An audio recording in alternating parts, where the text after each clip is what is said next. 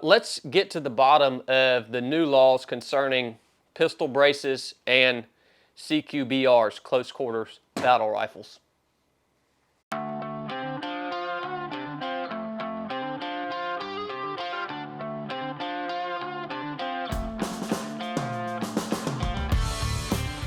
Hello, friends. I felt that we here at 307 Project would be remiss if we did not take a moment to address the most recent laws concerning these braces and these buttstocks. I'm going to take just a minute to talk to you guys about this and hopefully get to the bottom of it. My objective here is not to tell you what to do or how to react. I've made that decision for myself, but you guys, you've got to also draw lines and make decisions for yourselves. A little bit of history on what we out here in the civilian world call a short barrel rifle. Or if we have this brace on it, we call it a pistol, which is very confusing to me. When I was in the SEAL teams, we called a short barrel rifle a CQBR, a close quarters battle rifle. All right, that's what we called it. Any rifle that we had in our arsenal that had a short barrel. The weapon we used was a Daniel Defense Mark 18. I think it had a 10.3 inch barrel. Is that right, tech guy? Something like that. So that was called a CQBR. I got out of the Navy in 2019, and I didn't understand people were calling this combination here a pistol. And you guys have seen me on the videos that we film out on the range where I have a hard time calling this a pistol. It's very strange to me how government manipulates language. They pass laws and rules that actually force you to change language and call something what it is not. And language is important, and if they can manipulate reality and what you call a piece of equipment, that's pretty powerful. And so we have all submitted to that, and we've began to call this a pistol, which I still can't really bring myself to do because it's not. Now, I think the whole issue with a CQBR, close quarter battle rifle, the government is saying that it poses a threat to public safety because a rifle with a short barrel is easier to conceal. The purpose of a short barrel on the rifle isn't to conceal this. If I wanted to conceal a weapon, I would carry a handgun or an actual pistol, right?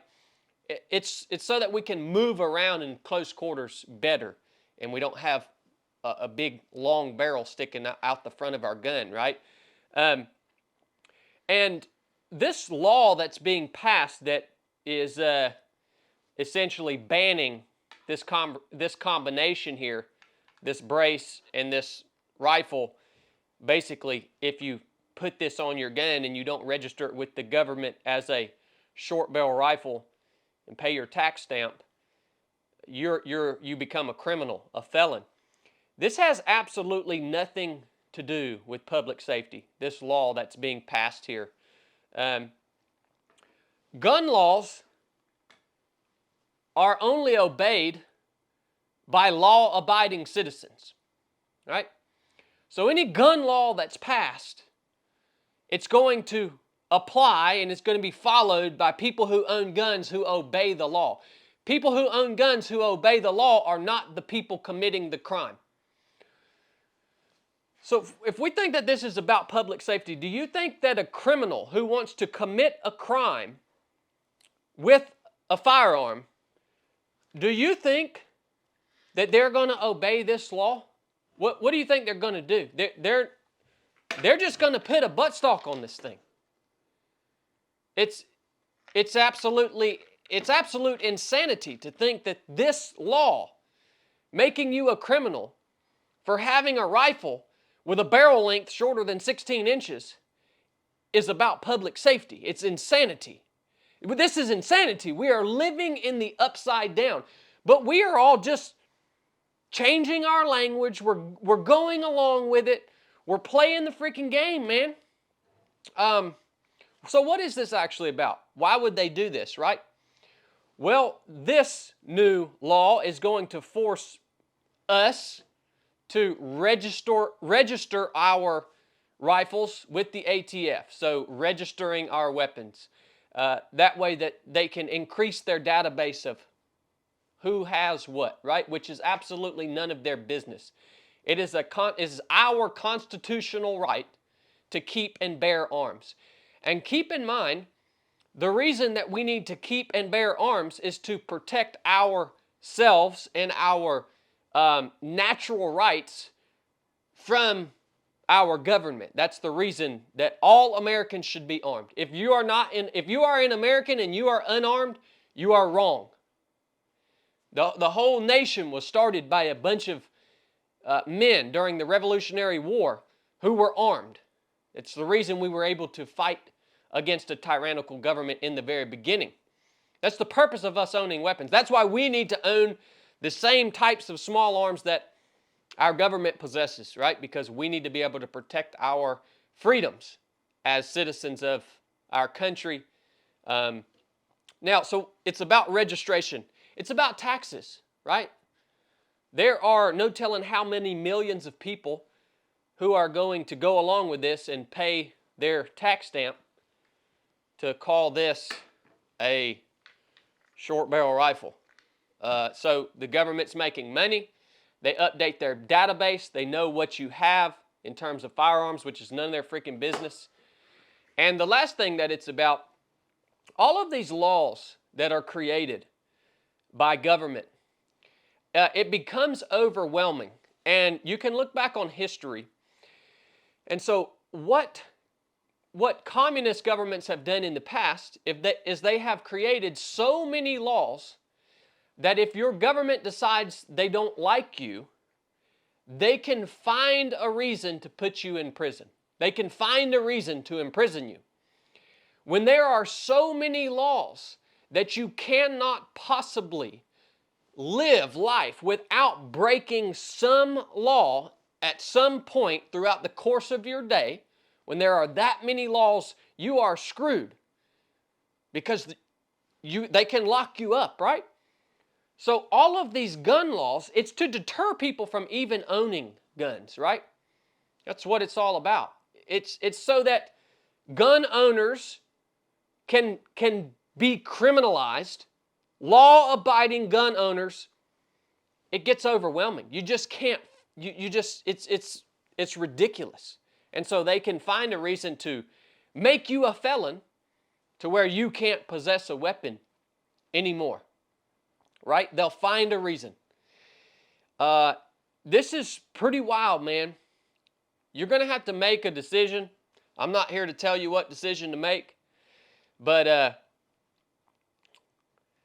the only reason that you and I have the little bit of freedom that we have is because we are armed. That's the only reason. Don't forget about what happened over the last few years in first world nations like New Zealand, like Australia, like the UK. Talk to some of these people. If you live in one of these nations the last few years, drop a comment in here. They had no recourse for tyranny that was being enforced upon them. They had no recourse. And eventually, the citizens of the United States, I believe, will be completely unarmed. But it can't all happen at once, right? It's little slow steps like this in criminalizing gun owners and making people afraid to own guns because they're afraid they might break a law.